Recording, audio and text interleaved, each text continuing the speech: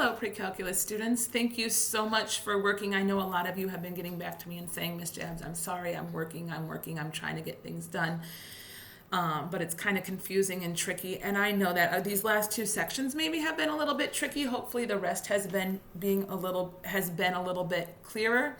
The last two sections were solving systems of equations using our new matrix stuff. And guys, I'm pretty sure if we were in school actually like working together, I'd be able to walk around and check and see how you're doing. And I know some of you have already emailed me the section 7.5 homework, emailed or submitted on Classroom, and thanks for that. I'm going to go through another one of them. So if you watched Friday's video, I did question number 1, I believe. Today I'm going to work through question number 2. And again, I'm going to write this on here just because we are going to be getting ready for a test, if you heard me say that the other day, but we're going to make sure that we're ready. There is no other lesson. Augmented matrix was our last matrix. And so I am going to work through one example of each today. But both of the examples are homework problems. So that way, if you need to take out your homework right now, go ahead and hit pause and find your homework. One of these homeworks, the first one I'm doing is inverse matrix, which would mean it would be your 7.5 homework. So please look through your 7.5 homework. I'm pretty sure this is problem number 2. I really hope I copied it down right and everything. But remember, in order to solve my inverse matrix, we have to have it set up in inverse matrix form. So we have my coefficient equation here. We have my variable, and then we have my answer. Sorry, sometimes when I'm looking backwards, I get a little bit goofed around. So off to the side over here, actually to the bottom, just because that way I can keep things in kind of an order, I'm going to rewrite down this 2 by 2. So I have 12, negative 5, 6, 8. And guys, it looks like this is going to be a pretty big determinant, but who cares? Just work it out. So 12 times 8 is 96. So when I cross down, I got 96. 5 times 6 is 30. I'm sorry, the 5 was negative, so it should be a negative 30. And remember, when I cross down, I got that positive 96. When I cross up, I get a negative 30, but that actually means on my list, I have to flip it around. So I'm going to add 30. So I get 96 plus 30. Guys, that is a big number. It's okay. My determinant is 126. So I'm supposed to put that in a fraction. So 1 over 126. And then here's the thing. Let me use a color here. Some of you are forgetting to do both of these. So the 12 and the 8 are actually supposed to switch spots. The 12 and the 8 are actually supposed to switch spots. I do not switch the signs of them. They both stay positive because they were positive. The 5 and the 6 are going to stay where they are. But those two, and sorry, my red pen, hopefully you can see, have to become opposite. So the 6 is going to become a negative 6. And the 5 is going to become a positive 5. So this right here would be my inverse. So guys, I'm going to use that in 2 places. And I know that we'll ignore those pen marks in just a minute, but I've got to write that in 2 places.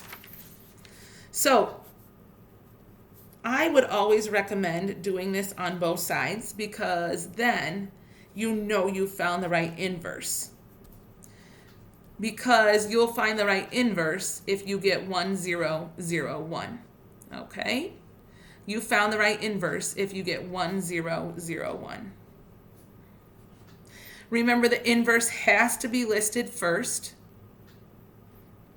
The inverse has to be listed first.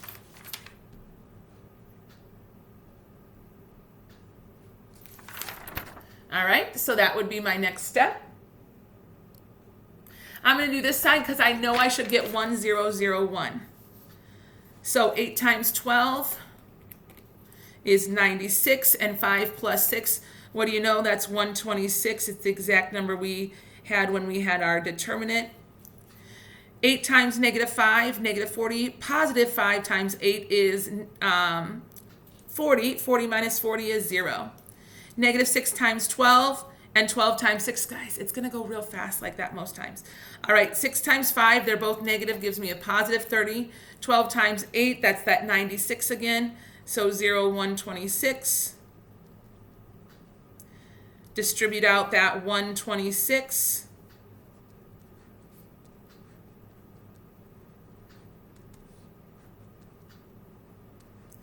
Guys, please always do this side to confirm and make sure that you get that. But once you get this, if it's 1001, I promise you those two always multiply together will give you that. So that's kind of a little shortcut step you can take right there. But I would like you to kind of think through this right here and actually do it to make sure that you get that. That means once I multiply these and distribute that 126, I should have my answer. So again, I got to do 8 times 15. 8 times 15 is 120. I'm just going to jot these numbers off to the side because they are kind of big. 5 times negative 24 is negative, 120 and negative 120. So those would cancel out and I get 0. Negative 6 times 15. Negative 6 times 15 would give me a negative 90. 12 times negative 24. 12 times negative 24 gives me negative 288. So if I combine those two, they're both negative, so I'm going to get negative 378. Negative 378. So right now, again, there's the little work for my thing. I got 0 and negative 378, but that's only because I have that 126th out in front. Anything times 0 is still 0. I can just do division. So 378 divided by 126 is 3, because the 378 was negative, that should be negative 3. And guys, I know I kind of do this a little bit fast, but that's because we've been doing it for a few days, but there is your answer and your work for number 2 on the inverse matrix homework. If you need to relook through that or figure that out, please go through and do that. But the next one I'm going to do is augmented matrix, So if you would please remember these things. I can switch rows if I want to. I can multiply rows by constants, and I can add rows together. And so we want to make sure that we're kind of working through. And guys, I'm going to be at my computer like all day today. I'm usually up at school, so I can even use the whiteboard behind me if we need to write one down and you give me suggestions and we work our way through. All right. But I'm pretty sure this is homework 7.6 problem number 1. And maybe you already did this one, but I just want to make sure that your thought process is right. Please remember, we want to aim to get a 1. I'm going to put a red pen on here. I want to aim to get a 1 here, then a 0, then a 1, then a 0. That's the way I always want to go, okay? And so, hey, I already have a 1 there. That's okay. The other day I had to make that be a 1. And so now I need to get rid of a negative 5. I need to completely cancel it since it's negative 5. I need a regular 5. And since I already have a 1 right here, I'm just going to multiply that 1 by 5. So I'm going to take row 1 and multiply it by 5, and I'm going to write it off to the side here. 1 times 5 is 5. 3 times 5 is 15. 7 times 5 is 35. So that's my rewritten first row. I'm going to copy down my second row. 5 minus 5 is 0. 15 plus 3 is 18. 35 plus 1 is 36.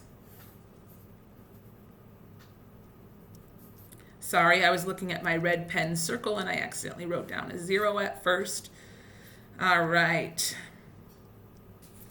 So remember, I actually didn't want to change my top row, so I want to keep it as that 1, 3, 7.